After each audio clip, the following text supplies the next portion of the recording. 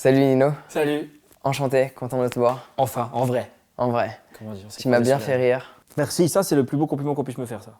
Ouais, avec t'étais un très bon coup, mais celui-là je le garde pour d'autres. Mais c'est le meilleur compliment qu'on puisse me faire, ça fait hyper plaisir. Alors, moi je n'aime pas présenter les gens que j'interviewe parce que je pars du principe que tu te connais mieux que qui que ce soit. Donc est-ce que tu veux te présenter? Je m'appelle Nino Arial, je suis ancien banquier. Avant ça, j'étais écolier de commerce, je pense que ça se dit. Avant ça, j'étais écolier de normal. Et après, j'ai tout arrêté pour devenir humoriste. Pendant 2 ans, j'ai joué en stand-up dans les caves de Paris. C'est pas les endroits les plus sympas, même si on a passé des bons moments. Et après, j'ai fait une pause pendant quelques temps pour faire que des vidéos sur Internet.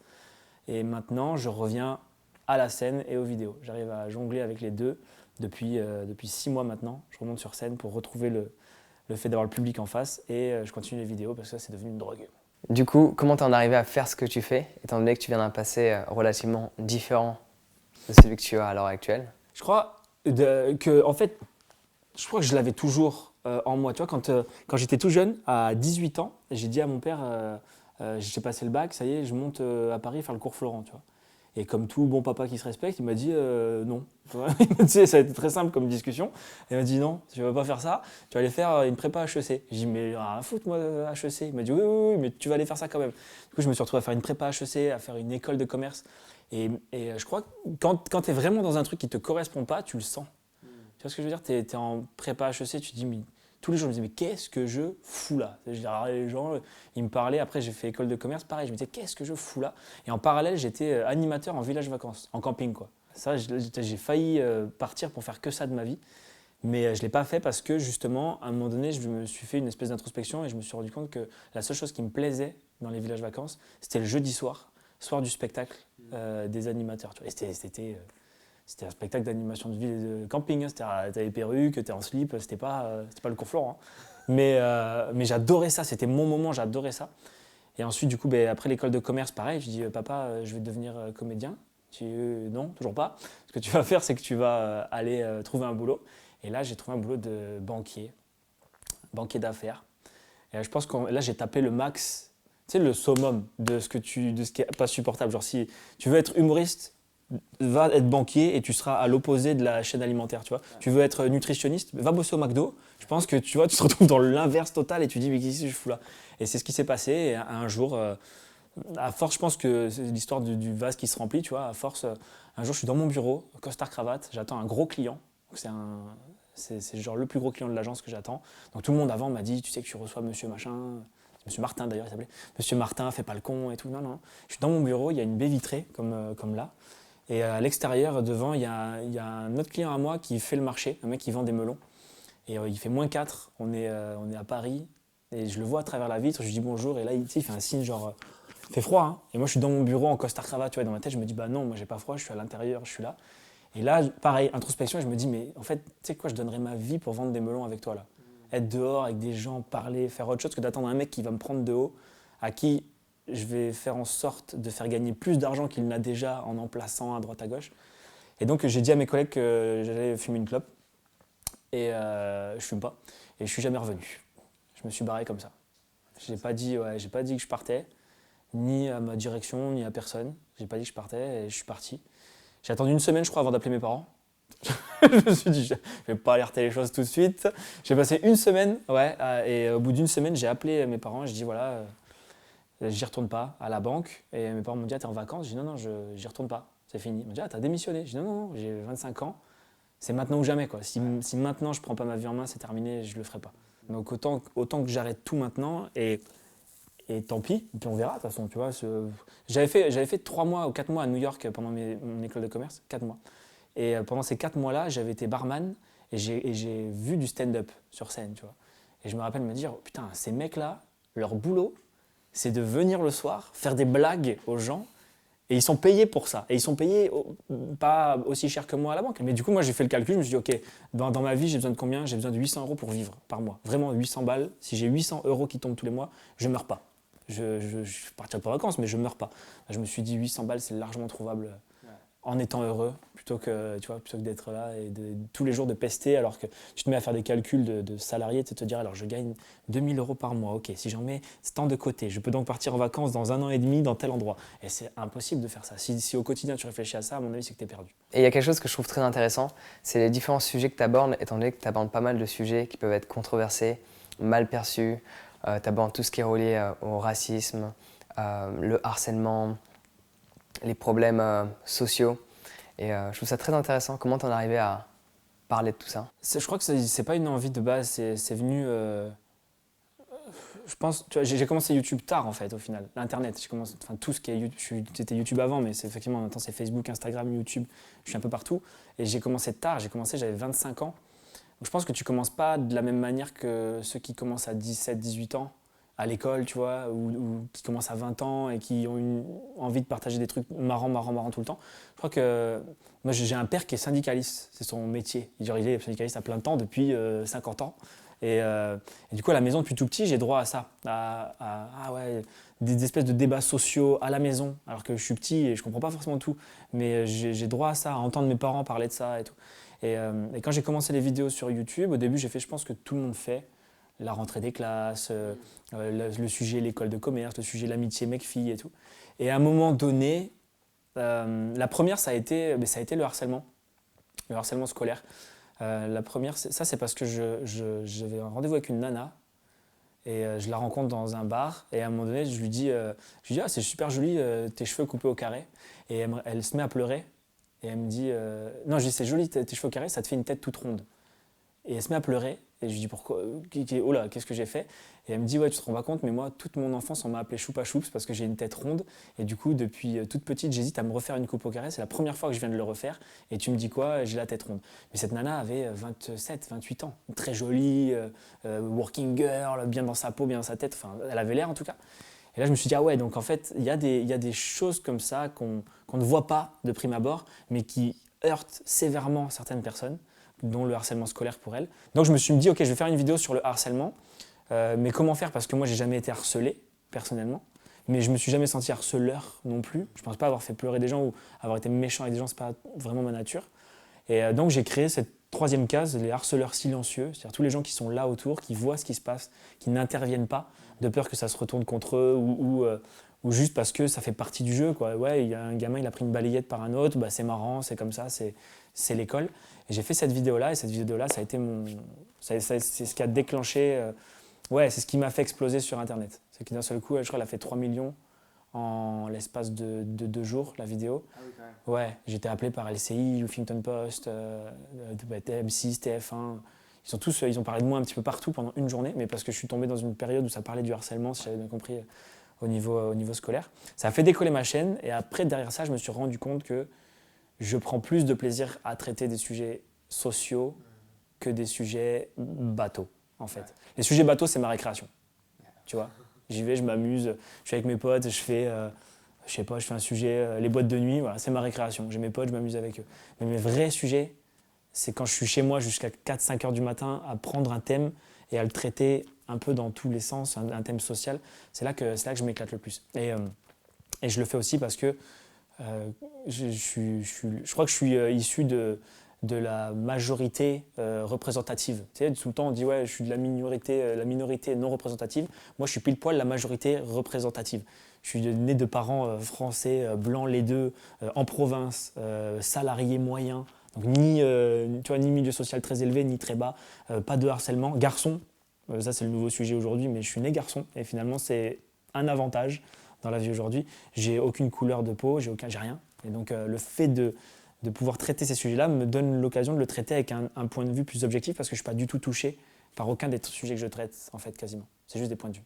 Au début, tu peux avoir 1000 commentaires positifs, tu en as un négatif, il te reste dans la tête. Et c'est celui-là, si tu vas bloquer sur celui-là.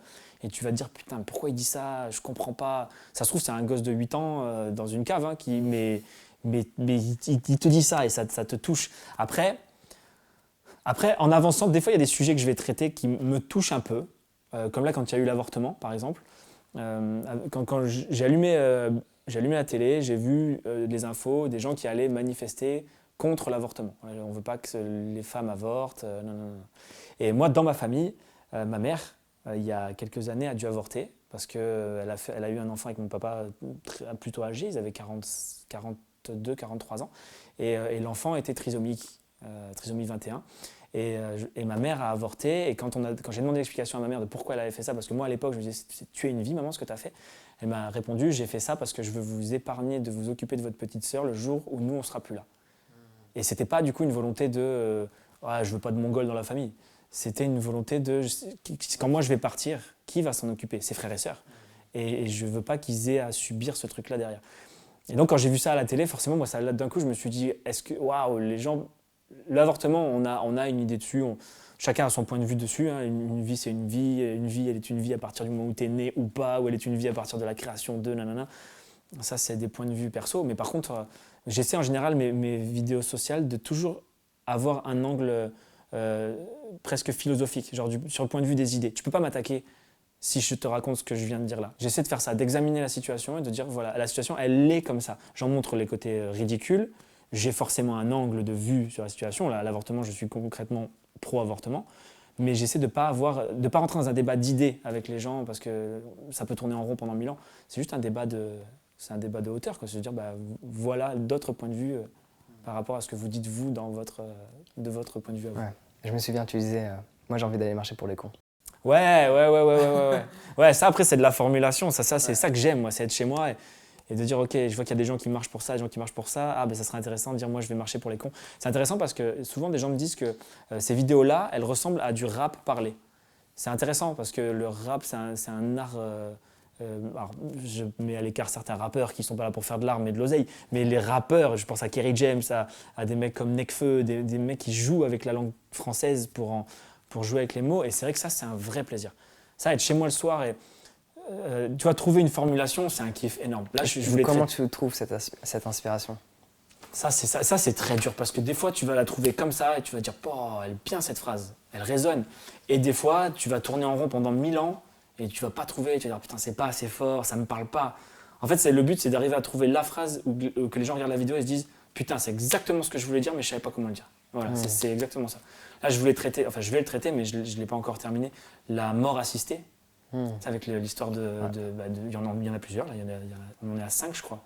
5 qui ont demandé la mort, 5 personnes qui ont demandé la mort et on ne leur a pas donné. Et du coup, ma formulation de base, ça a été de dire en France, on est assez démago pour autoriser la peine de mort et pourtant, on n'autorise pas. En France, on est assez démago pour interdire la peine de mort, mais on ne l'est pas assez pour interdire la peine de vivre. Et voilà, ça, c'est une formulation. Ça, je dis, voilà, ma phrase, elle est faite, elle est belle et ça sera ça ma grosse formulation de cette vidéo-là parce que du coup, ça veut dire plein de choses. On a décidé que les hommes n'avaient pas le droit de mort sur quelqu'un d'autre, mais on décide que les hommes ont le droit de vie sur quelqu'un. Il n'y a pas de logique du coup dans ce qu'on dit.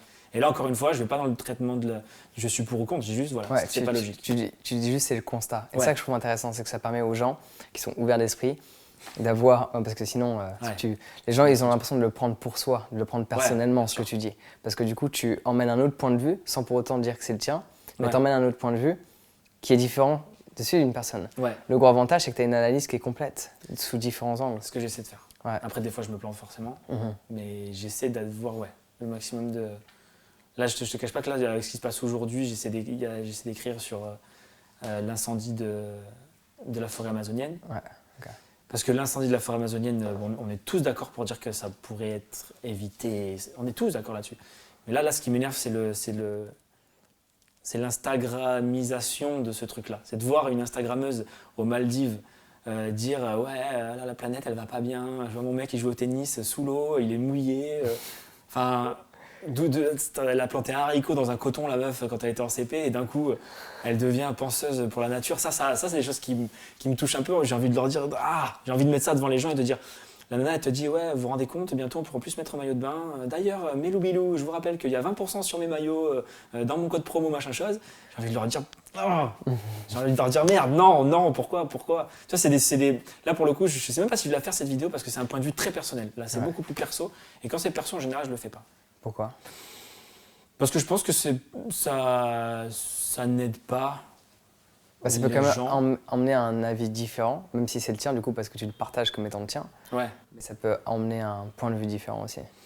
Ouais, mais En fait, je me sens pas assez important dans le monde pour venir dire voilà mon point de vue. Ok. Et je vous le donne. Et soyez derrière moi mes fidèles. Je me vois pas, tu vois, je me vois pas comme ça. Si j'arrive à montrer des choses absurdes dans une situation, je vais le faire. Par exemple, la vidéo sur Georges Clooney. Ouais. Sur le boycott. Ouais. Bah, du coup, on peut en parler. Ouais, Attends, ouais, bien qu'est-ce sûr. que tu penses du boycott? Je devais avoir 8 ans. J'étais dans la voiture avec mon père et les États-Unis avaient boycotté le camembert français. Ouais. C'était, tu vois, c'était il y a 10 piges, 20 piges même.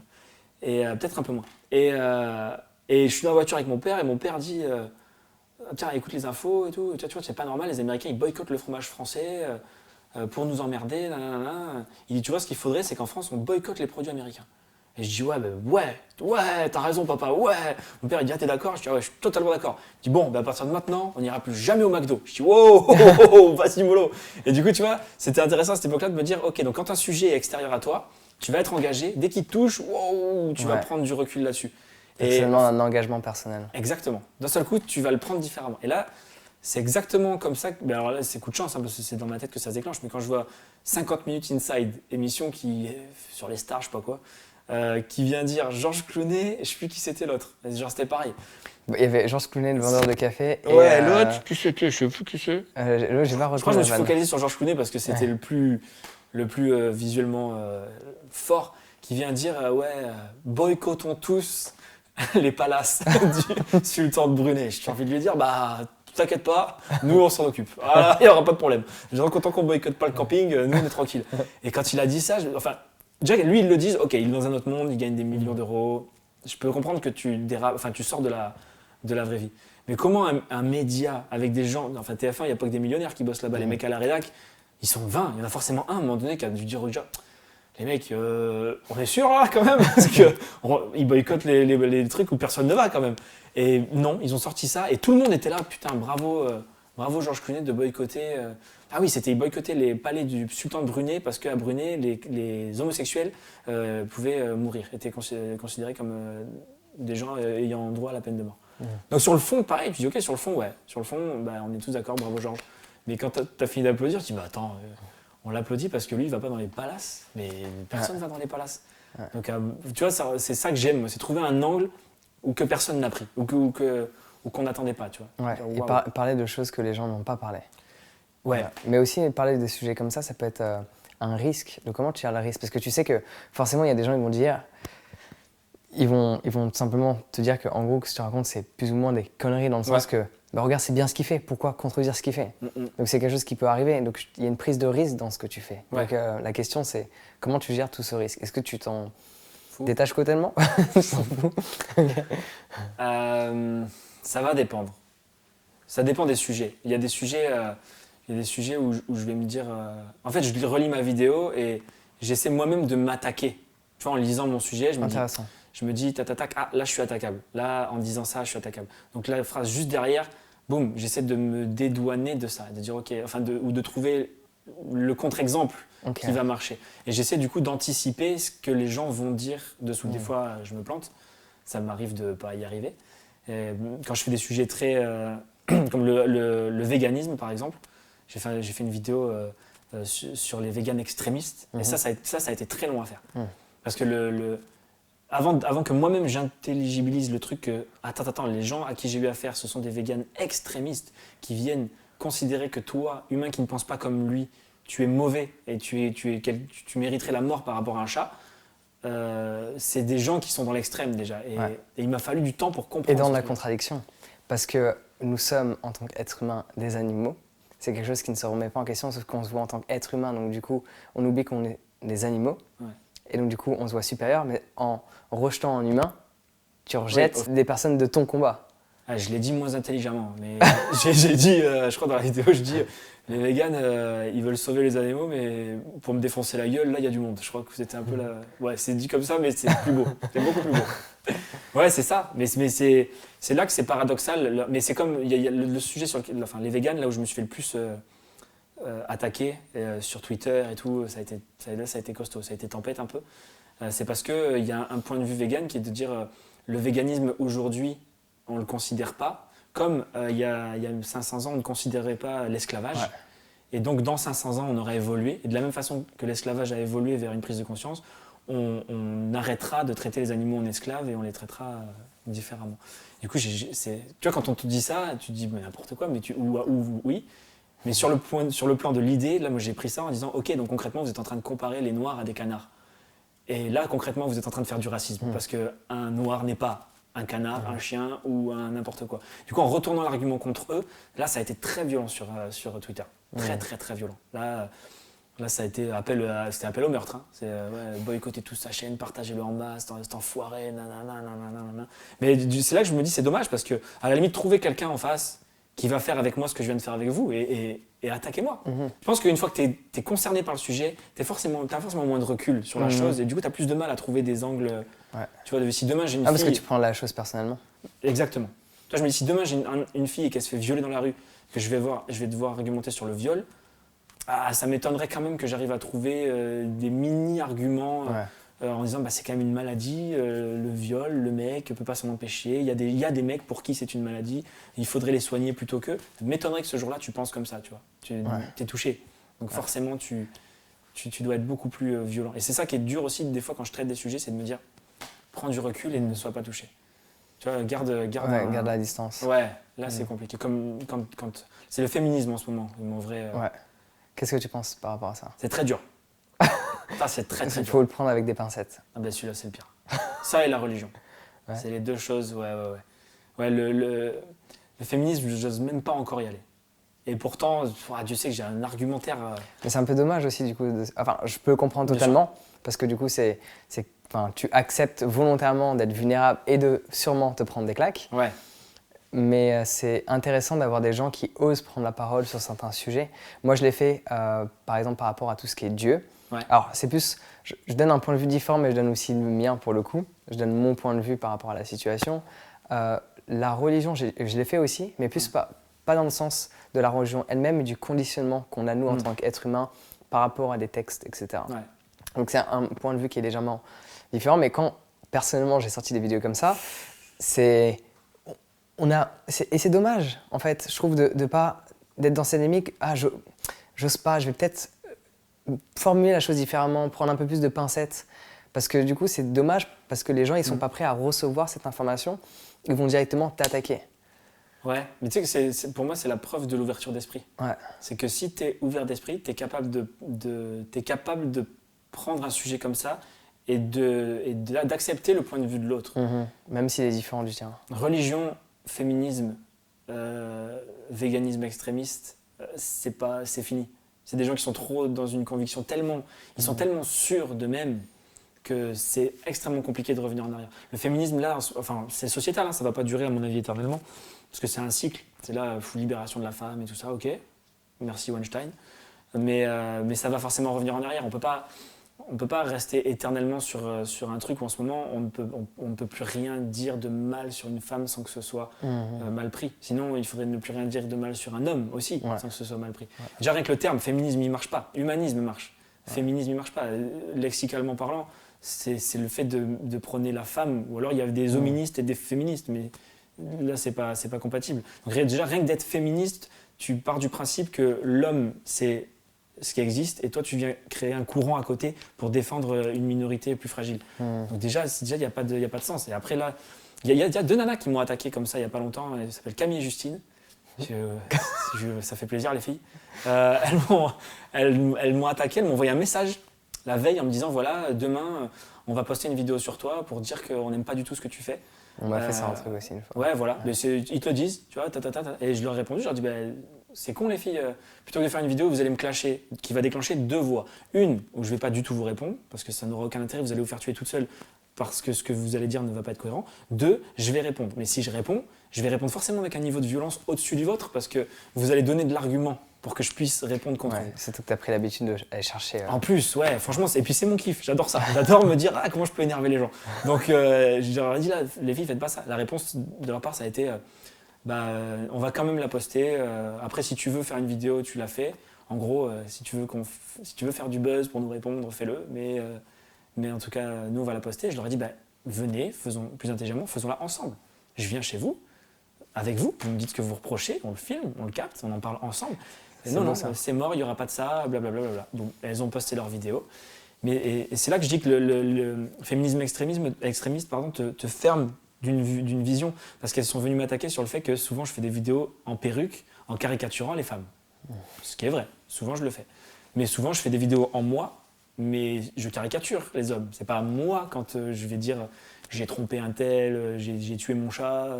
Ça, c'est pas moi, ça me paraît évident. Quand je fais une vidéo sur la prison, je suis pas allé en prison. Je fais une vidéo sur le thème des prisons. Marrante. Par contre, quand je fais une prise de position, comme ces vidéos dont on parle depuis tout à l'heure, là, il y a un fond de moi. Là, il y a un fond de ce que je peux travailler dans ma tête en me disant ah ouais, on a vu ce point de vue-là, mais on n'a pas vu celui-là. Montrons-le aussi. Et elles se sont faites tuer sur Internet parce que les gens leur ont dit mais va attaquer Booba si tu veux attaquer quelqu'un qui traite mal les femmes. Va attaquer Caris. Va attaquer des mecs qui dans chaque chanson disent je lui prends le cul et je sais pas quoi. Va attaquer ces gens-là. Va pas attaquer un mec qui il y a 2 semaines a fait une vidéo sur l'avortement pour défendre cette cause-là ou qui a fait une vidéo je prépare une vidéo sur le harcèlement de rue, tu vois. Va pas attaquer des gens comme moi, c'est pas cohérent. Qui justement apporte des prises enfin surtout que le fait que tu apportes des prises de conscience via le rire, c'est que tu vas avoir une multitude de personnes qui vont te regarder. Ouais. Il peut y avoir des personnes qui, entre guillemets, sont calmes dans leur manière d'être. Il peut y avoir des personnes qui soient un peu plus violentes peut-être. Mais en te regardant, parce qu'ils ont envie d'un divertissement, ils ont envie de rire, tu veux leur apporter une petite graine dans la tête qui parfois va germer, parfois pas. Mais donc du coup, c'est ça qui est intéressant, c'est qu'il y a des gens qui peuvent être justement dans cette dynamique d'harcèlement de rue. Voilà, ça peut arriver chez certaines personnes qui vont regarder d'autres de tes vidéos et à un moment donné vont tomber sur ta vidéo.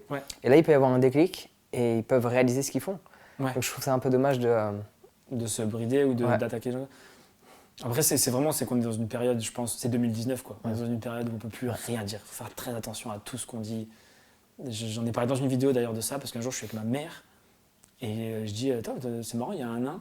Ma mère elle dit on dit une personne de petite taille. Ouais, j'ai vu ça. Et tu vois, et t'enchaîner sur pas mal d'autres mots. Après, ça c'est ma base. Après, je réfléchis chez moi tout seul et je dis tiens, c'est vrai, pourquoi on dit personne en situation de handicap? Depuis quand on ne dit plus un handicapé? Depuis quand c'est devenu vulgaire de dire un handicapé? Alors que je pense que je vais voir un handicapé dans la rue, je dis vous êtes handicapé madame? Je pense pas qu'elle va s'énerver, tu vois, et me dire je pense pas. Et ben, c'est 2019, c'est que je pense qu'on avance dans un truc, les réseaux sociaux aidant, dans un truc très... chacun veut venir dire non, t'as pas le droit de faire ça, t'as pas le droit de dire ça, fais attention à ça. Pareil pour tout ce qui est noir, renoir. Je l'ai dit dans la vidéo aussi, depuis quand c'est... Mais c'est vraiment, vraiment une insulte. Et ça s'est installé depuis longtemps quand même, je trouve. Bah, moi je me réveille, encore une fois, parce que j'ai pas été confronté à ça, moi perso, tu vois. J'ai grandi avec des Noirs, des Arabes, mais en province, on n'est pas, tu vois, dans un village, on n'est pas dans les mêmes notions que de la ville ou en banlieue ou quoi. Et du coup, je me suis réveillé tard sur ça, de dire tiens, mais c'est vrai, pourquoi on n'a pas le droit de dire noir? Pourquoi quand je suis avec quelqu'un et qu'on va parler de quelqu'un d'autre, la personne va me dire mais tu sais, le mari d'Élodie, il est noir. Pourquoi elle baisse le ton, elle parle moins fort, elle fait noir. Ça, on dirait, tu sais, il était en prison. On dirait c'est la même chose. Alors que ça n'a pas du tout le même. C'est un violeur. Ça n'a pas du tout la même chose. On dirait que c'est équivalent. Et noir, on peut plus. Même quand tu vas dire quelqu'un, c'est un juif, pareil. Waouh, attention, tu vas. Non, c'est un juif. Quelqu'un qui est de confession juive. Et encore là, c'est, je pense, légèrement différent parce que du coup, il y a une pression qui s'est installée. Et à travers cette pression, le fait d'utiliser ce mot, on a l'impression qu'on le met dans une catégorie bien spécifique. C'est comme moi, il y a une certaine personne que j'aimerais bien interviewer. Et si j'arrive à l'interviewer, je ne partagerai pas cette interview tant que je n'ai pas interviewé une autre personne d'une autre communauté très intéressante pour me protéger, parce que sinon on risque de me mettre dans une catégorie du fait que j'ai interviewé cette personne. Bien sûr. Donc d'un point de vue stratégique et de me protéger, parce que moi je suis neutre, je m'intéresse à tout le monde, du fait que je t'interviewe toi par rapport à toutes ces prises de conscience que tu fais, à travers le rire, et tu me fais bien rire, je dois l'admettre. Et voilà, du coup, il y a une stratégie par rapport aux gens, certaines personnes que j'aimerais interviewer qui peuvent avoir un point de vue bien spécifique ou faire quelque chose de bien spécifique ou être extrêmement dénigré par un bon nombre de personnes. Je préfère aller interviewer une personne du mouvement qui les dénigre et interviewer cette personne. Avant d'avoir Dieu donné, je comprends. En fait, ça serait une interview tellement drôle. Voilà. Ça serait très Donc, une démarche stratégique pour montrer que moi je suis dans la neutralité, parce que c'est le cas. Et malheureusement, tu es obligé de faire ça parce que. Et malheureusement, je suis obligé de faire ça parce que sinon, on va me percevoir d'une certaine manière qui n'est pas qui je suis. C'est certain. On est référencé plus par nos actes maintenant et jugé par nos actes plus que. Tu fais une vidéo, alors là, on parle de Dieudonné, fais une vidéo avec Dieudonné, tu peux faire 1000 vidéos derrière. Non, je ne suis pas antisémite. C'est sûr que vaut mieux faire l'inverse. Hop là, une vidéo où je défends cette histoire et après je viens dire alors, vous vous rappelez, j'ai fait une vidéo là-dessus, maintenant on va voir le point de vue de l'autre côté. Mais c'est dommage d'en arriver là. C'est dommage de devoir... Mais on est obligé, hein. Mais c'est dommage d'avoir sans arrêt à se justifier. Après, je crois qu'humoriste, nous, on a moins cette chose-là. Parce que comme tu dis, c'est sur le ton de l'humour. Et donc, il y a beaucoup de gens qui vont le prendre comme « Oh, il rigole, il est pas sérieux ». Si demain, je fais une vidéo qui s'appelle « J'aime pas les noirs », ça m'étonnerait que beaucoup de gens le prennent au sérieux. Tout le monde va se dire... Voire même, on va m'inventer il critique les gens qui n'aiment pas les noirs parce que... Rien qu'au titre, en tant que comédien, il passe mieux, on va dire « Ah, c'est une vidéo drôle ». Que si, par exemple, moi, je fais une vidéo... Ah bah ça risque pas ça va de être compliqué. Même pas les noirs, ça va être violent. Ouais, mais après, ce qui est bien avec ces vidéos-là aussi, c'est que tu te rends compte que il y a des sujets extrêmement... comment dire, c'est même pas populaire, c'est de la démago ouverte, c'est facile. Va dire demain dans une vidéo, on paye trop d'impôts, t'as personne qui va arriver en face et dire non, je ne suis pas d'accord, on n'en paye pas assez, c'est impossible. Donc il y a des gens, il y a une humoriste qui s'appelle Labajon, qui est spécialisée un peu là-dedans, dans le fait d'attaquer l'État dans sa globalité et de faire des vannes là-dessus. Des bons scénarios aussi. Ouais, voilà, elle fait des bons scénarios pour montrer l'État par rapport à ci, par rapport à ça. Elle se documente beaucoup et tout. Et elle est dans un schéma de vidéo qui est, pour le coup, elle montre clairement son... Oui. Voilà, elle aime pas... Plus scénarisé, elle donne plus son point de vue. C'est très scénarisé, vraiment son point de vue, et c'est souvent très politique. Mais je pense parce qu'elle est plus âgée que moi aussi, et donc elle s'intéresse beaucoup plus à la politique. Moi, je crois que ce que j'essaie de faire, c'est d'être sur un volet social, parce que personne ne parle de social sur Internet. La politique, c'est un sujet... j'ai fait une vidéo sur Macron à l'époque des Gilets jaunes. Bah ouais, oui, tu es sûr, j'avais 6 millions de vues en 2 jours, parce que c'est Macron, au moment où on parle de Macron, les Gilets jaunes, bah c'est parfait, c'est le moment ou jamais. Mais les problèmes sociaux, on en parle beaucoup, beaucoup moins. Il y a plein de problèmes sociaux que j'aimerais aborder, pour l'instant, j'arrive pas à trouver l'angle, j'arrive pas à trouver la manière de le faire. Mais il y a plein de choses qu'on devrait, je pense, aborder, qu'on n'aborde pas, alors que socialement, ça serait hyper intéressant. D'aborder le pourquoi on te demande de choisir ta voie professionnelle à 15 ans. Âge où quand même tu n'es pas capable de savoir si tu ne te connais même pas. Mais tu sais pas quitter. Tu sais pas, tu te laisses guider par tes envies. On demande à un gosse, tu vas faire quoi plus tard? Orelsan a une punchline extraordinaire dans un texte, il dit on m'a demandé ce que je voulais faire quand j'ai eu 15 ans, on m'a demandé ce que je voulais faire plus tard, je dis je veux me faire sucer. Bah oui, quand tu as 15 ans, tu vois rien d'autre que les filles, les sorties, les soirées, le foot, les potes. Et là on te dit bon alors quel métier? Je me dis waouh! Moi je me rappelle me dire mais attends, je veux tous les essayer avant d'en choisir. Je vais pas en choisir un au pif comme ça. Et on te demande de choisir un métier à 14 ans, c'est bizarre. Je comprends après, tu peux pas attendre 1000 ans pour choisir un métier. Mais il faut qu'il y ait un accompagnement dès le départ. Que tout petit à l'école, on te dit alors faut t'intéresser à des métiers tu vois, j'en parlais avec un pote il y a pas longtemps, ça je vais la faire cette vidéo, c'est sûr un jour. Pourquoi à l'école, on nous fait des heures de dessin par exemple? Je dis ok. Peut-être qu'il y en a un ou deux qui va devenir artiste ou ça doit éveiller quelque chose. Mais pourquoi on n'a pas un sujet à l'école qui est votre avenir professionnel? Tiens, plus tard, les enfants, vous savez que vous allez devoir travailler pour un patron qui vous payera. Et ce patron qui vous payera, voilà, vous pourrez travailler dans le domaine de l'agriculture, dans le domaine de ci, de ça. Il n'y a pas de ça. On est histoire géo, français, anglais, maths. On ne fait pas des cours de vie, de te dire... je pense qu'on se rappelle tous sortir à un moment donné des études et dire waouh. Pourquoi j'ai appris ça? Ouais, pourquoi j'ai appris ça? Et puis, je vais où là? Je fais quoi? Ouais, de se sentir perdu. Ouais, de se dire, attends, ça veut dire que là, je dois aller postuler à un travail, mais lequel? Bah ouais, on m'a jamais dit vraiment ce que je devais faire. Même moi, je me suis jamais fait une introspection de qu'est-ce que je veux faire. Je me rappelle si à l'école, on nous faisait remplir, je veux travailler dans un bureau ou à l'extérieur. Je veux travailler plutôt les maths ou plutôt le français. Et après, petit à petit, ils disaient, bon, toi, tu seras journaliste, toi, tu seras machin. Ils nous créaient des boulots comme ça. Et tout ça, je me dis, tu vois, c'est des sujets, c'est dommage de ne pas les aborder. Peut-être que c'est parce que c'est pas intéressant aussi, peut-être qu'il faudrait que je le fasse et que je me dise ouais en fait c'était pas intéressant. Mais si c'est fait de façon drôle, je me dis pareil, on pourra pas m'ignorer. Tu vois, on peut plus rien dire, c'est pas vraiment un sujet de société pour le coup, c'est juste un constat. Mais si tu mets les bonnes punchlines à l'intérieur, logiquement on va dire putain il a raison, pourquoi on dit personne en situation de handicap, pourquoi on dit pas noir. Je pense que si tu après ce serait intéressant d'essayer de voir c'est quoi l'étape après pour faire en sorte de... Parce que il y a la prise de conscience de pourquoi on ne dit pas personne handicapée, pourquoi on ne dit pas noir, mais le mettre en pratique dans le quotidien. Parce que les gens, ils en rigolent, ils en prennent conscience, ils sont sûrement d'accord, du moins je l'espère, avec ces termes-là employés. Mais après, comment eux, pourraient le mettre en pratique dans leur quotidien parce qu'ils risquent d'avoir cette peur d'être jugé, cette peur d'être mal perçu, cette peur d'être mis dans une case de mais pour qui tu te prends? C'est vrai. C'est vrai. T'as des idées sur la transition? Bah, moi, je me sens pas, comme je disais tout à l'heure, je me sens pas gourou, tu vois. Je peux pas. En fait, je pense que tu peux pas être aux deux endroits. Ok, donc toi, t'es dans Je apporter pense. une analyse et après. Bah, le mec qui veut vraiment demain éradiquer le racisme au quotidien, c'est pas en faisant des vidéos sur internet en disant c'est pas bien le racisme. Je pense que c'est en étant au contact de gens qui ont des pensées racistes, de discuter avec eux, de faire revenir le truc en arrière. Mais je pense que je suis pas assez. En tout cas, c'est très intéressant ce que tu as dit, je trouve. Parce que j'examine les mots. Tu examines les mots aussi pour créer des punchlines. Moi, j'examine les mots que les gens prononcent. Et t'as pas dit les gens qui sont en contact des racistes. Tu as dit les gens qui sont en contact des gens qui ont des pensées racistes. Ouais, bah oui, on n'est pas raciste. Voilà. Mais ça, c'est super intéressant. Parce qu'on a tendance à mettre les gens dans une catégorie. Violeurs, agresseurs, racistes. Non.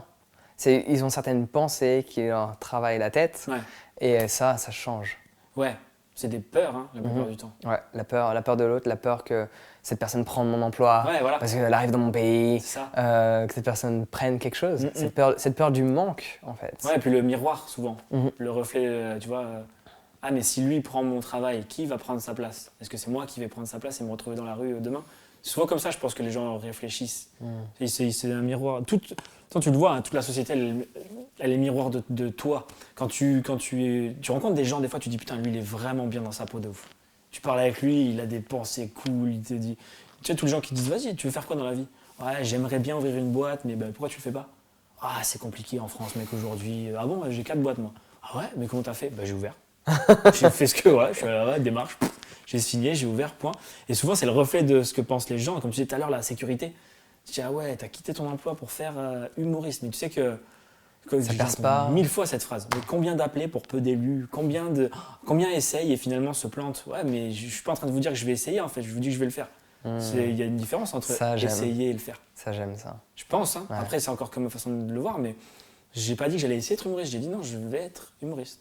D'une façon ou d'une autre, mais je le serai. Ouais. Tu vas trouver un moyen et pas une excuse. Bah ouais, oui, ça aussi, pareil, punchline de Orelsan, très très bonne. De dire si demain tu veux faire des films, trouve un truc qui filme au lieu de dire j'ai pas de contact ou pas de matos, ça c'est un truc de victime.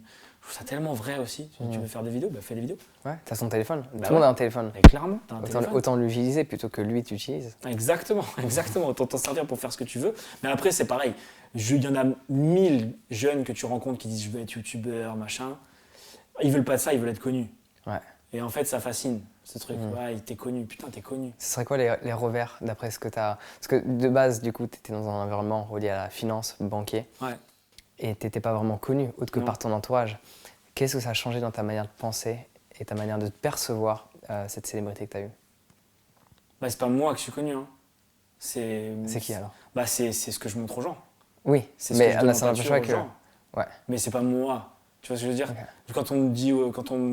Quand je reprends des messages de « je t'aime trop » et tout, je les prends avec beaucoup de... Ouais, merci, vous aimez ce que j'ai produit, vous aimez ce que je vous ai donné, mais vous m'aimez pas moi. Parce que sur les 100 000 personnes qui vont m'envoyer un message pour me dire « je t'aime, vraiment je t'aime, je t'adore », combien il y en a qui vont supporter que je range jamais mes chaussettes quand je suis à la maison, tu vois, je les fous par terre et je les range. Au bout d'une semaine, je fais un constat, je dis « c'est dégueulasse » et je range tout. Combien il y en a qui supporteraient ça? Très peu. Tu vois, combien il y en a qui supporteraient le fait que la nuit, jusqu'à 5h du mat, j'écris, je dors pas. Tu vois, et si je vis avec une meuf demain, elle va aller se coucher. Combien vont supporter d'aller se coucher seule tous les soirs? Alors elles me disent, je t'aime. Bah non, t'aimes ce que je te donne, mais t'aimes pas.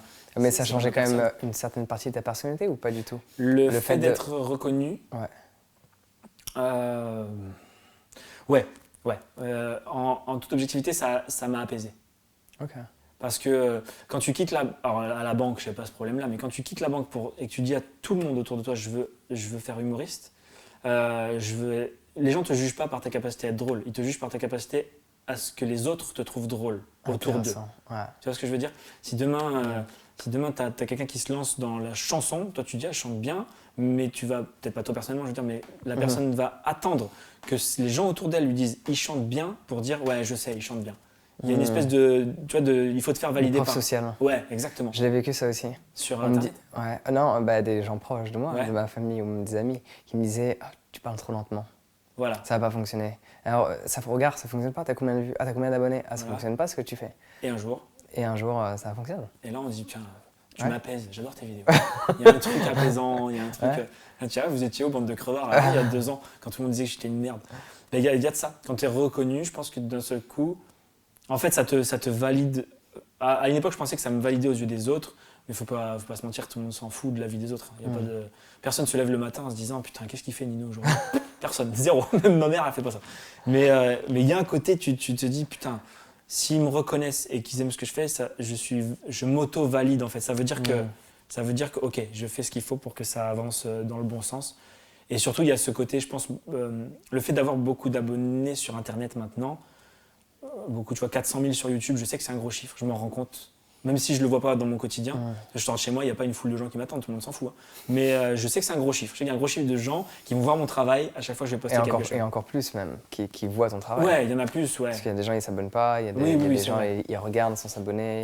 Même, ils ont pas de compte YouTube. Enfin, ouais. Il y en a quand même pas, non? Ouais, bah, si chaque vidéo fait plus d'1 million, c'est que c'est beaucoup. Mais ça, tu le vois pas. Tu t'en rends pas compte au quotidien. Ouais. Tu vois, le soir, quand tu es devant ta télé et que tu écris ta phrase, tu te dis pas, il y a, je sais pas combien ça fait, 1 million, ça doit faire 10, peut-être plus, 10 ou 15 Accor Hotel Arena qui vont regarder la vidéo, tu te dis pas ça. C'est marrant, Ça fait bien plus. C'est marrant la comparaison. 100 Accor Hotel Arena, ça doit faire. Ça fait un truc comme ça, 100 fois l'Accor Hotel Arena qui regarde ta vidéo. Tu te dis pas ça. Je pense que tu continues à te dire, putain, est-ce que cette idée est bonne? Est-ce que. Je crois que quand j'écris, moi j'écris pour une personne, j'ai l'impression. Est-ce que si je raconte ça à quelqu'un, il va rire et il va me dire c'est intelligent? Pas si je suis devant toute une foule et que je fais non, tu réfléchis à l'unité. C'est intéressant. Et du coup, le dernier truc qui est fondamental pour le fait d'être reconnu, c'est que je me rappelle poster les premières vidéos, tu la postes et tu t'assois dans. Moi je faisais ça. Je m'asseyais dans un coin chez moi comme ça, je coupais tout, internet, tout, et je bougeais pas et j'attendais. Et parce qu'il y a un phénomène qui est extrêmement pervers avec les réseaux sociaux, c'est que quand tu te lances dans un truc comme ça, tu sais que toutes les personnes que tu as connues, croisées, rencontrées depuis que tu es né, vont aller voir ce truc-là, ne serait-ce que pour dire « Alors monsieur veut être humoriste, voyons ». Et ils vont pas vous regarder le sketch forcément. 50 vues, d'accord. Ouais. Ah bah, ça marche pas fort. Hein. Et puis après dans ton dos, t'as vu, Ouais. il essaie, mais bon, j'ai regardé 2 minutes, j'ai pas réussi à tenir, c'était nul. Et après, une fois que tu passes les millions, là, tu revois les mêmes personnes. Tu te dis, putain, c'est top, j'ai regardé celle-là, elle est géniale, alors vraiment, nanana. L'histoire de la validation par les autres, en fait. Ouais. Tu es validé par un collectif, donc ça va mieux. Ouais. Je pense que c'est ça. La vraie... Après, c'est ce que j'essaie de dire aux jeunes quand je fais des interventions à droite, à gauche. On dit, franchement, si vous faites ce que vous faites parce que vous voulez être connu, ça ne marchera jamais. Ça va marcher un temps, c'est sûr, mais ça ne marchera pas éternellement parce que vous allez chercher à être connu. Tu n'auras pas l'envie de le faire. Exactement. Vous n'allez pas avoir à un moment donné une envie de défendre quelque chose qui va vous faire tenir dans le temps. Vous allez vouloir être connu. Vous allez être connu parce qu'aujourd'hui c'est facile d'être connu. Prends un œuf, casse-le et aspire le jaune d'œuf par le nez. Je te garantis que tu vas faire 1 million de vues. À ne pas faire. Ouais, à ne surtout pas faire, mais tu vas le faire ton 1 million de vues. Tu vas faire, c'est sûr. Tu vas avoir du jaune d'œuf qui va sortir des yeux et tout. Tout le monde va te regarder. Tu vas être connu pendant 1 jour, 2 jours. Mais le but, je pense, c'est pas d'être connu, c'est d'être reconnu pour quelque chose que tu apportes à des gens. On te reconnaît comme. Du coup, c'est quoi l'impact que tu vas avoir? Que je veux avoir. Ah, ça c'est chaud. Parce que c'est pareil, on ne décide pas, tu as vu de ce qu'on fait, tu le vois au quotidien. Tu décides pas de là où ça t'emmène. Imagine la vidéo du harcèlement, je l'ai faite et elle marche pas. Je crois que j'aurais arrêté YouTube. Parce que j'étais à une période où ça faisait 1 an que je faisais des vidéos drôles et que ça marchait pas. Enfin, Donc tu faisais des vidéos durant 1 an? 1 an, j'ai fait une vidéo par semaine, Ok.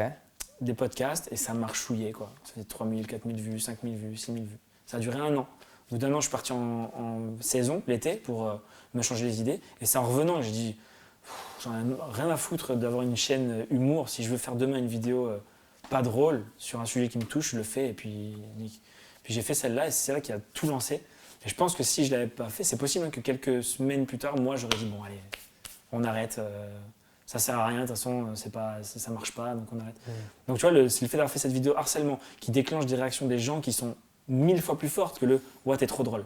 C'est 1000 fois plus fort, le pavé d'une personne qui prend du temps pour te dire « voilà, ça me touche parce que moi j'ai vécu ça. » Waouh, c'est beaucoup plus fort émotionnellement et donc ça te donne envie de refaire des vidéos comme ça.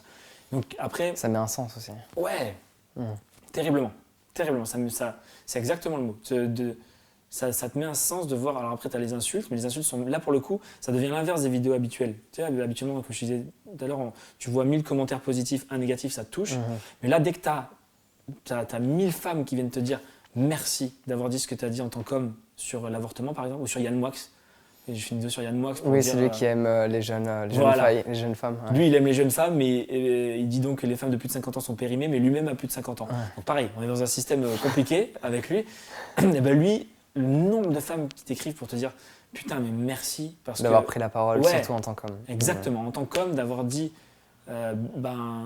tôt ou tard, je vais avoir 50 piges et je vais être avec des meufs de 50 ans. Mais c'est une logique quasiment imparable. Les réponses de femmes dire merci de dire qu'on n'est pas périmé à plus de 50 ans, merci de dire qu'on reste des femmes, qu'on a le droit d'être aimé, qu'on a le droit d'aimer, qu'on a le droit de qu'on n'est pas changeable ou interchangeable parce qu'on est plus jeune, merci de l'avoir dit. Ça fait hyper plaisir. Parce que de base, c'est juste un point de vue perso, se dire, tu vois, pareil, tu regardes la télé, tu te dis mais il est con ou quoi. Il a été dire dans Marie-Claire, les femmes de plus de 50 ans sont périmées. Dans Marie-Claire. C'est pas le journal de Mickey, c'est Marie-Claire. Il n'y a que des meufs de plus de 50 ans presque qui lisent ce journal. Et il a été là-dedans, tu vois, ouais, elles sont périmées. Il faut être vraiment con, de con. Et là, tout le monde l'attaquait pareil en disant, ouais, t'as pas honte de dire ça, nanana, les femmes, blabla. Et moi, pareil, j'ai pris l'angle légèrement décalé. J'ai pas dit t'as pas honte de dire ça sur les femmes. J'ai dit, mais qu'est-ce que t'es con parce que toi-même, t'as 50 ans. Et du coup, mon axe, c'était plus de dire, en fait, t'es toi-même ce que tu critiques, plutôt que de dire, ouais, c'est pas bien ce que tu critiques. Et ouais, ça, tu vois, c'est hyper touchant de voir des gens qui n'ont pas la parole. Tu sais, on l'a vu avec les Gilets jaunes, cette crise des Gilets jaunes, elle m'a fasciné. J'ai passé des journées entières devant la télé. D'abord, elle m'a fasciné par le côté burlesque du mouvement. Je me suis dit, ouais, des mecs qui manifestent en faisant des chenilles sur des ronds-points. Alors là, on a atteint un level de manif en France. C'est-à-dire que tu as des pays, les manifs, ils savent pas ce que c'est, ils croient que c'est la guerre. Nous, on fait des barbecues, on fait des chenilles. Ouais, c'était ça les manifs. J'ai trouvé ça extraordinaire, je trouve ça drôle. Et puis après est arrivée la partie plus merde, c'est drôle.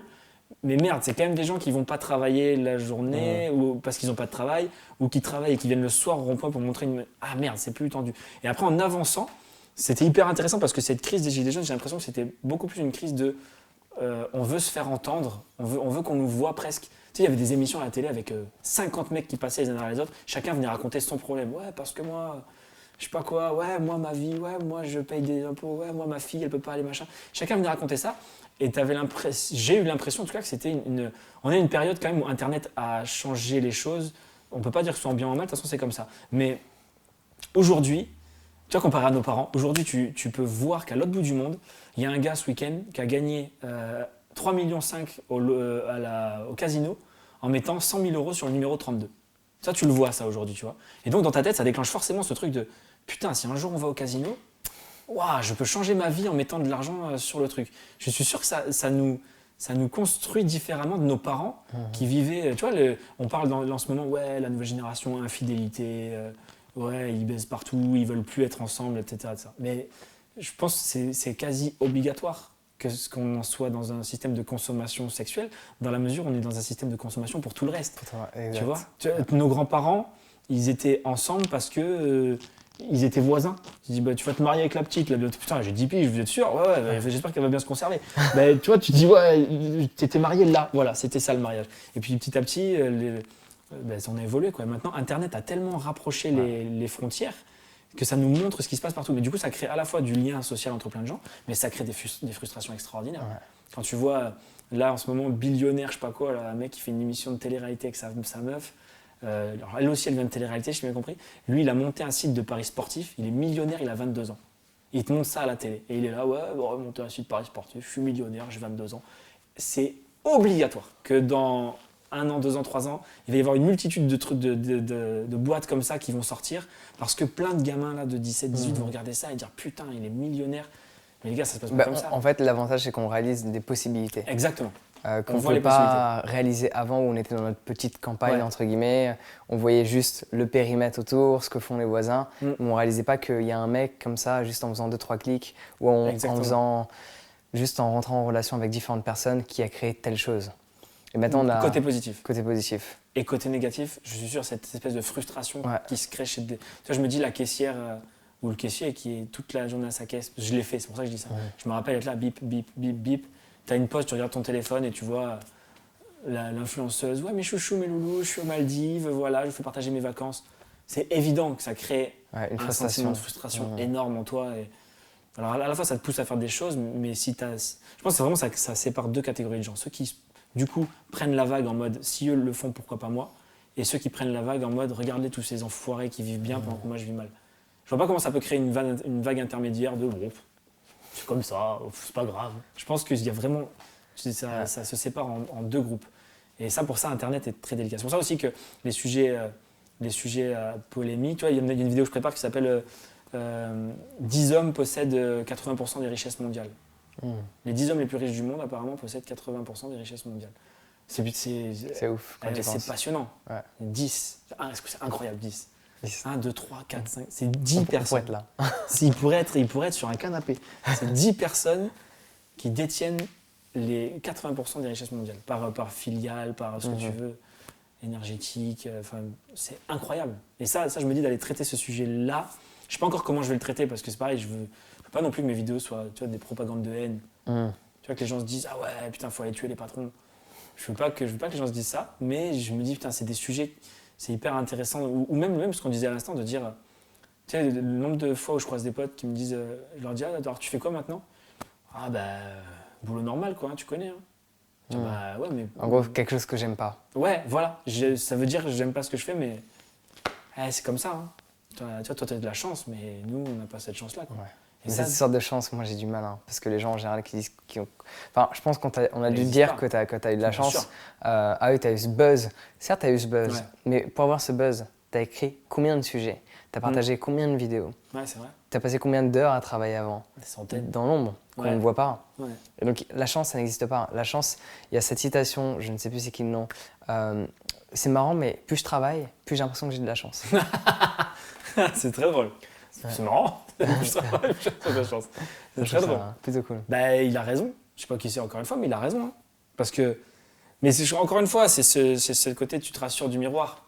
Ouais, mais toi, tu as eu de la chance. Ouais. Moi, je ne l'ai pas eu. Et du coup, c'est pas ouais, mais toi, tu as abandonné ton travail pour bosser un truc que tu kiffes. Non, c'est ouais, mais tu as eu du bol. Donc, et ça te renvoie au fait, ah ouais, moi, j'ai pas cette chance. Donc, c'est plus facile de trouver une excuse plutôt que de faire des sacrifices et de prendre des risques. Ouais, clairement. Ouais. C'est qu'au moins, tu te rassures dans ta situation et tu dis, bon, bah, c'est comme ça, bah, j'ai juste à l'accepter. Ouais, clairement, c'est ça. Je pense que c'est exactement ça. C'est le fait de l'accepter, tu as dit le mot. C'est exactement ça. Et vu que tu es sur les réseaux sociaux, une petite question qui m'intrigue, c'est par rapport à l'addiction aux réseaux sociaux. Ouais, putain. Je sais pas si tu as déjà fait une vidéo. Et si non, pas mais le cas, j'y suis. Hein. Tu te sens addict? Ah ouais, c'est dans mes résolutions, là, je t'ai dit cette année. Là. Ouais. Ah, vraiment. Mais c'est violent quand. Je pense que c'est comme la clope ou une autre drogue, quand tu en prends conscience. Quand tu prends conscience que tu es en manque. Tu te dis, ah putain, j'ai pas vu. Et encore là, tu vois, ça fait 2 mois que je fais plus de vidéos parce que c'est les vacances, j'ai fait le Festival d'Avignon. Du coup, j'ai quasiment plus de likes par jour, j'ai plus de vues, j'ai plus rien. Enfin, j'ai plus de vues à l'échelle de ce qu'on a aujourd'hui, tu vois. Donc, je vais faire des vues, mais très très peu. Du coup, j'ai plus trop de messages et ça fait du bien. De plus toutes les 2 secondes aller voir à combien. Ah, il y a encore 500 abonnés de plus. Ah, il y a 1000 abonnés de plus. Ah. Moi, je crois que je suis vraiment dans cette addiction. Et là, comme j'ai pris un creux cet été, j'en ai pas eu. J'ai dit à la rentrée, la journée quand je bosse, téléphone éteint et posé sur le côté, mon ordi déconnecté d'Internet. Et je bosse tout seul. Et tu bosses plus la nuit, du coup? Ouais. T'es pas quelqu'un du... Enfin, je te voyais pas du matin dans tous les cas. Non, mais... pas trop. C'est pour ça qu'on avait programmé de faire ça le matin. Ouais. Je me suis dit, oula. Non, je serais venu. Alors, t'es comme ça, mais je serais venu. Non, pas trop. Mais pareil, par la force des choses. C'est pas choisi. C'est que, en fait, entre minuit et 5h du matin, c'est le seul moment. Mais je croyais que c'était ça jusqu'à il y a 1 semaine ou 2. Mais non, c'est le seul moment en fait où tout le monde dort. Donc personne ne t'écrit. Il se passe rien sur les réseaux sociaux. Personne ne poste rien à droite à gauche. C'est pas là où tes stats, tu vois, les gens regardent tes vidéos, donc mettent des commentaires. Il se passe rien en fait entre minuit et 5h du matin. Ce n'est les gens qui dorment et ceux qui sont en boîte. Et donc c'est calme au niveau internet. Et ben c'est le meilleur moment. Le pire moment de ma journée, c'est entre 17h et 21h. Là, c'est l'enfer. Là, ça sonne de partout. Tu as beau couper les alertes. Tu y retournes, tu check et ouais, boum, 1000 vues de plus, 3000 vues de plus. Et en fait, c'est pas moi qui ai choisi, je crois. Ça fait un peu artiste de dire ouais, la nuit et tout. Je travaille mieux, je suis inspiré. non, c'est pas vrai. Non, si j'étais capable de me lever à 5h, je pense que ce serait pareil. Parce qu'en soi, c'est relié à cette addiction que tu dis. Ouais. Parce que du coup, tu peux très bien, par exemple, bosser le matin ou l'après-midi. Ouais. Si c'est pas relié à l'inspiration, du moment. Tu peux très bien bosser dans la journée. Bien mais sûr. c'est juste que tu te sens addict à ton téléphone pour besoin de checker. Ok. Ah, c'est clairement ça. Mais ça, c'est comme cool les mecs aussi qui disent, de l'admettre aussi. Enfin, moi, je trouve ça bien, surtout en fait, quand tu es reconnu, d'admettre une addiction. Ouais, Ça a un impact phénoménal aussi sur les gens. Parce qu'ils réalisent que. Ils peuvent réaliser qu'eux-mêmes sont addicts. ouais. Parce que parfois, on se voit de la face, on n'ose pas le dire, parce qu'on a l'impression qu'on va baisser l'estime qu'on a de nous-mêmes, se dire Ouais. addict. Ouais, C'est pas j'avoue, forcément le cas, mais non, je vois on ce que tu veux peut. dire. Du coup, remarque, je préfère admettre cette addiction que genre si j'étais cocaïnomane, je crois. Je pense que j'aurais plus de mal. Je ferais, non, ça va. Mais là, c'est pas encore considéré comme une addiction, tu vois, Mm. violente, du mec qui arrive pas bien, il me faut mon téléphone. Et pourtant, je pense que ça a les mêmes effets. Mais après, c'est ce qu'on dit tout à l'heure, quand t'es serein dans ta tête sur ce que t'es, je pense que ça va. Ouais, je me sens pas. Tu vois, dire que je suis addict, concrètement, je suis vraiment addict. Je peux pas me passer le téléphone une journée. Si pendant une journée, j'ai pas de téléphone, je l'ai fait en vacances, je suis vraiment en manque. Le soir, je rentre chez moi, j'attendais d'être à l'hôtel en me disant putain, il faut que je vois, je suis pas bien. Il faut que j'aille voir ce qui se passe. Et c'est pour ça, là, j'ai dit, ouais, désintoxication solo à partir de septembre. Et je suis sûr que je peux y arriver, c'est pas compliqué. Il suffit de l'éteindre, en fait. Avec de la volonté, tout est possible. Ouais, volonté, ouais, exactement. Mais c'est le même principe que les mecs qui fument des clopes qui disent ouais, je vais pas en soirée parce qu'il y a tout le monde qui fume, ça me donne envie de fumer. Mais c'est la même chose quand je dis ouais, je travaille la nuit. Parce qu'au final, c'est les autres qui ne sont pas là pour me donner envie d'être dessus et de répondre et tout. Mais après, c'est un cercle vicieux aussi parce que là où j'ai le plus d'inspi, c'est quand je suis sur les réseaux. Tu es sur les réseaux et d'un coup, tu tombes sur une Surtout que info. si tu regardes tout ce qui est actualité. Et voilà. Et, tout le monde dit ouais, Facebook c'est devenu un réseau social pourri. Moi, je passe plus de temps sur Facebook que sur n'importe lequel réseau. Parce qu'il y a de plus en plus, il y a pas mal d'articles différents Exactement. partagés. Ouais. C'est parce que tout le monde aujourd'hui c'est devenu un réseau de partage d'actu, alors que sur Instagram c'est un réseau de culte de la personnalité, tu vois. Et donc j'y vais pas. Franchement, sur Instagram, je suis personne, j'y vais pas du tout. Je regarde rien ni personne. Par contre, ouais, Facebook, je passe en revue et Juste actu, tu c'est vois vrai. des tas de trucs. C'est hyper intéressant du coup parce que tu as une espèce de flow ininterrompu d'actualité ou même tu vois une tendance. Gilets jaunes, mon réseau était rempli de trucs gilets jaunes. Du pour et du contre, mais c'était plein à craquer. Tu vois. Et donc ça te donne, je pense, aussi un état d'esprit, un indicateur. Tu dis, la société, elle en est un peu là. Ok, là aujourd'hui, le vrai sujet brûlant, c'est les gilets jaunes. Bon, en même temps, difficile de passer à côté, tu vas me dire à l'époque.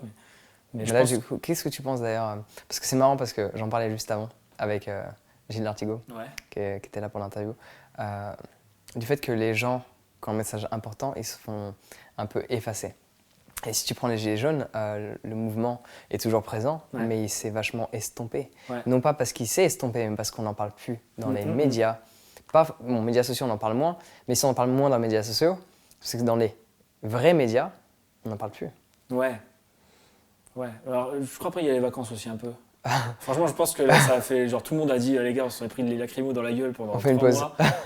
Venez, on souffle un peu. Parce que moi, j'avais fait des manifs quand j'étais petit avec mon père, parce que du coup, syndicaliste. Et je me suis retrouvé une fois face au CRS. J'avais 18 ou 19 ans. Et waouh, comment c'est impressionnant.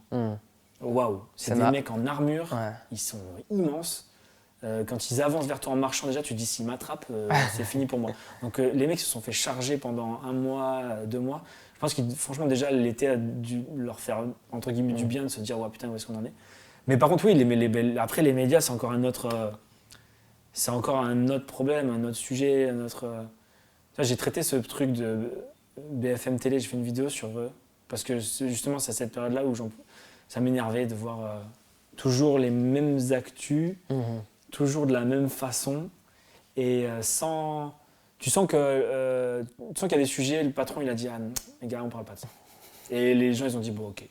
Je pense, hein. T'as l'impression, des fois, tu te dis, non, c'est pas possible que cette actu-là, personne n'en parle. C'est impossible.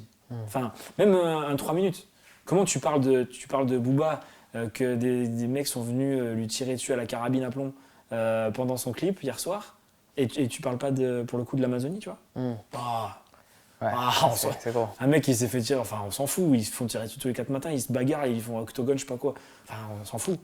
Par contre, la forêt, ok, peut-être que les singes ils se tirent pas dessus, mais peut-être qu'il faut en parler quand même, c'est plus important, tu vois. Donc les médias, c'est encore un autre... Parce qu'après, je veux pas tomber moi dans un truc de complotiste, de dire, putain, Macron il est assis avec les directeurs des médias, il leur dit ça, tu dis pas, ça, tu dis pas.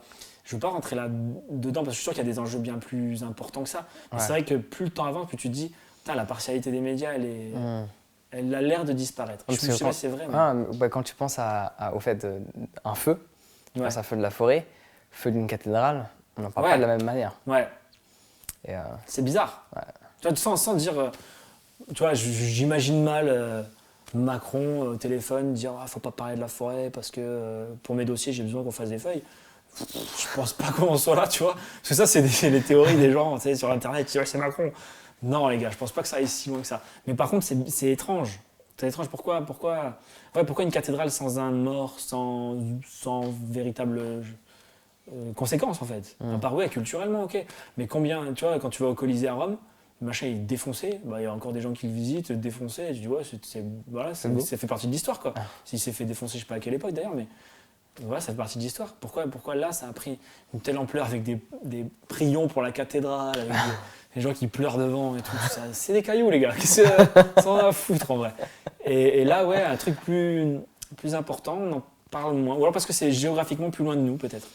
Ouais, il peut y avoir différents... Il y a peut-être de ça, tu vois. C'est géographiquement plus loin, et puis il n'y a pas eu le bossu de la forêt amazonienne, donc ça nous touche moins, tu vois. Le bossu de Notre-Dame, on dit, oh merde, putain, il faisait de la corde là et tout, c'était cool. Et la forêt, non, ça nous parle moins. Peut-être que c'est ça. J'arrive pas à comprendre vraiment comment... J'aimerais bien un jour aller dans un média et voir, et dire comment ils choisissent leur sujet. Tu vois, est-ce qu'il y a un mec qui arrive qui dit, voilà, tous les sujets qu'il y a, on choisit ce qu'on va diffuser, parce que c'est logique aussi de ne pas pouvoir tout diffuser. Toi, tu peux pas dire, Monsieur Martin a tué Monsieur Bidule cette nuit, parce qu'il y en a forcément plein qui arrivent sans arrêt, je comprends ça. Mais comment ils choisissent? Tu vois, comment à la télé un soir, une famille a été sauvagement assassinée par machin, et tu sais que c'est arrivé à d'autres et qu'on n'en parle pas. Alors, ouais, un monsieur s'est suicidé, il a sauté d'un pont, il a été retrouvé mort. Ils en prennent 2 minutes sur le journal de 20h. Et toi, tu sais que, je sais pas, le voisin de ton grand-père, il s'est suicidé il y a 2 semaines et personne n'en a parlé. Pourquoi ? Alors qu'il n'y a pas, c'est pas un mec connu, c'est pas un mec qui a un impact. Comment ils font pour choisir? Pourquoi à ce moment-là, tu viens de dire tiens, on va parler suicide? Peut-être pour rappeler aux gens que finalement, eux, ils vont bien. Tiens, hop là, le monsieur s'est suicidé, il n'avait pas de travail, le pauvre. Peut-être que c'est ça. Ou je sais pas. Mais il y a forcément ça m'étonnerait que les mecs le fassent au hasard, c'est pas possible. Personne peut choisir les sujets au pif. Mais il y a forcément. Ou même quand tu vois la cathédrale qui brûle, il y a ce truc de dire ah ouais, ils ont fait brûler la cathédrale exprès pour pas parler d'autre chose. Non, ça je pense pas. Ça me paraît un peu complotiste. Mais par contre, le côté pourquoi tu prends tout un journal télé pour en parler de ta cathédrale qui brûle, alors que concrètement quand tu as dit elle est en feu, c'est fini. Il n'y a pas d'autres infos, personne n'est mort. C'est pas comme un attentat où tu suis le truc tu vois, les mecs sont dans Paris, ils tirent sur des gens. Ouais, tu veux suivre l'histoire jusqu'au bout, et te sentir sécurisé. Mais là, il n'y avait pas. Et on a passé des jours à parler de ça. Ouais. C'est pourquoi? un peu dommage. Ben, je sais pas. Parce qu'il y a d'autres choses dont on pourrait parler, beaucoup plus importantes. Ouais. Pourquoi on le fait pas? Tu vois, les Rohingyas, tu te rappelles de ce truc-là là? Ça, parce que c'est mon monde un peu, c'est les youtubeurs. C'est Jérôme Niel, il s'appelle, un youtubeur français qui a cartonné, qui est parti vivre aux États-Unis, qui a monté une association qui s'appelle la Love Army pour aller pour aller construire des camps, parce qu'il y a toute une population d'un pays, je ne veux pas dire de bêtises, mais c'est du côté Moyen-Orient, je ne sais plus dire lequel, mais tout un pays qui a bougé pour aller, parce qu'ils allaient se faire massacrer. Et arrivé dans une terre d'accueil, il n'y avait rien, c'était un terrain immense, c'est l'équivalent quasiment d'une ville, mais avec rien. Et du coup, il a monté cet assaut pour aller les aider, pour amener de l'eau, amener de l'électricité, enfin l'électricité, je ne suis même pas sûr qu'il l'ait, mais amener de la bouffe, les faire vivre, quoi, une ville entière. Et aucun média n'en a parlé du tout, jusqu'à ce que Omar Sy aille là-bas avec eux. Je me souviens. Et là, d'un coup, on a dit, Omar Sy est allé s'engager, alors que les mecs, ça fait des mois qu'ils bossent là-dessus. Ouais. Comment c'est possible ? En fait, je pense que c'est parce que ça leur apporte plus de visibilité, ils pensent à ça, par rapport au fait de parler de Omar Sy que du mouvement que ce youtubeur ou une personne lambda, quelle qu'elle soit, a monté un truc intéressant. Et en général, ils cherchent à capter l'attention et c'est pour ça qu'ils partagent beaucoup plus de trucs de peur, de négativité. Ouais. Et bon là, pour le coup, c'est pas forcément négatif, mais ils utilisent une personne pour avoir autant d'audience qu'un fait négatif. C'est vrai. Mais tu vois, du coup, ça veut dire que c'est pas de leur faute, entre guillemets. C'est nous qui sommes consommateurs de ça. Exact. Ça, c'est remettre la responsabilité à soi. Bah, je pense que c'est plus le cas. Hein. Ouais. Tu vois, j'en parle souvent par rapport à la télé-réalité. Où je dis, moi, ma génération, quand on rentrait à l'école le soir, à 17h, il y avait les frères Scott, Melrose Place, Une nounou d'enfer. Ça pouvait être con ou pas con, mais en tout cas, c'était scénarisé. Les frères Scott, c'est une série de jeunes. Quand le mec se comporte mal dans la série, il couche avec une fille, il engueule une fille, et ben derrière, sa mère lui fait la morale, derrière il lui arrive un truc mauvais, derrière il se fait larguer. Tu vois, il y a une morale. En gros, on nous inculquait, sans le vouloir, hein, mais si tu te conduis mal, ça va mal se passer. Le but, c'est pas de se battre. Aujourd'hui, un gamin jusqu'à 17 ans, il rentre chez lui le soir de l'école, ses parents sont pas là, de 16h à 20h, sur quasiment toutes les chaînes, c'est de la télé-réalité. Toutes les chaînes. La 8, la 8 Cyril Hanouna, c'est un peu de la télé-réalité, on va pas se mentir. La 9, la 10, la 6, la 1, tout le monde, même les émissions où tu t'habilles, là, les reines du shopping et tout, télé-réalité sur toutes les chaînes. Je me dis, c'est évident que vous êtes en train de créer une génération de Google. C'est évident, mais je vois même pas comment on va pouvoir passer à travers, c'est évident. Tu rentres le soir, le gamin il est là, il dit d'accord, donc pour gagner le jeu marseillais, je sais pas quoi, il faut avoir des gros nichons, d'accord, et gueuler sur les gens. Ok, bon, faut que je pense à ça. C'est évident que tu vas créer des monstres. Tu es en train de programmer les gens. C'est logique. Alors soit c'est fait exprès, mais ça je pense pas encore une fois. Il n'y a pas un mec qui se dit on va tous les faire cons comme ça. Non, je pense plutôt que c'est que ça rapporte de l'oseille et qu'on est aussi, nous, consommateurs de cons. Et du coup, on regarde, on dit ah ouais, putain, ça se regarde, et tout le monde regarde, et ça se regarde encore. Et ça devient des modèles, les mecs, pour la société d'aujourd'hui. Je trouve ça incroyable. Je trouve ça incroyable. La télé-réalité, pour moi, que ça marche encore, que ça a été un phénomène on met des gens dans un loft, on les voit vivre à une époque où tout était scénarisé, je comprends. Mais qu'aujourd'hui, ça marche encore, ça me fascine. Si ça veut vraiment dire qu'on est consommateur, on est voyeuriste. Ouais. On est vraiment voyeur. On aime voir ce qui se passe. Ah, ils sont en train de s'embrouiller. Ah putain, elle l'a quitté, elle l'a trompé. Alors là, c'est génial. Mais ça peut aussi, je pense, nous rassurer dans certains schémas qu'on expérimente dans notre quotidien. Le fait de voir que d'autres personnes se comportent comme ça ou expérimentent différents faits qu'on a tendance à distinguer comme étant négatifs. Ah, ça lui arrivait à elle ou à lui. Ça m'est aussi arrivé. Tu vois, qu'on me trompe, qu'on me crie dessus. Tu t'assimiles à ça. Tu t'assimiles à ça. Je pense que ça peut... Enfin, c'est l'aspect, entre guillemets, pas forcément positif, mais je pense que c'est une des raisons pour lesquelles les gens s'identifient. Parce qu'ils voient des scénarios qu'ils ont expérimentés. Ok. Ouais, c'est très possible. C'est ce que je pense. Non, c'est très possible. Ils voient... Mais alors espérons que ce soit ça, parce que quand une gamine de 12 ans voit Brenda en mini-short, décolleté, tu vois, qui est en train d'embrasser tous les mecs à une soirée, je me dis, est-ce que la petite... Est-ce qu'elle se construit normalement quand elle voit ça ? C'est des images, et les images reprogramment le subconscient. Mais après, là, ce serait toute une autre histoire. Ouais, là, je ne m'aventure pas. Tu vois, je ne vais pas jusque-là dans mes raisonnements ou dans mon analyse, mais je suis l'étape avant moi, je crois. Mais dans tous les cas, c'est super intéressant tout ce que tu nous partages. C'était super cool. À travers toutes ces analyses. Moi, j'ai rigolé un peu. Ouais, mais on n'a pas ri. On a parlé d'autre chose. Ouais, mais c'était intéressant justement parce que à travers tout ce que tu partages, j'avais pensé à cette interview plus parler des trucs drôles, etc. Mais au final, t'abordes tellement de sujets intéressants que je me suis dit autant parler de ces sujets-là plutôt que de faire quelque chose de drôle. Ça fait quelque chose peut-être de différent qu'on a l'habitude de poser. Ouais. Puis c'est rare que je parle de ces trucs-là. En règle générale, on fait des vannes. Et sinon, c'est intéressant au contraire de se dire on peut parler d'autre chose aussi. On peut parler plus sérieusement. C'était cool. C'était un plaisir de t'avoir ici. Merci beaucoup pour l'accueil, pour cette vidéo. Merci beaucoup pour le temps que tu m'as donné aussi parce que tu n'étais pas obligé de le faire. Donc merci beaucoup. Merci à toi. Au plaisir. Ça marche, merci.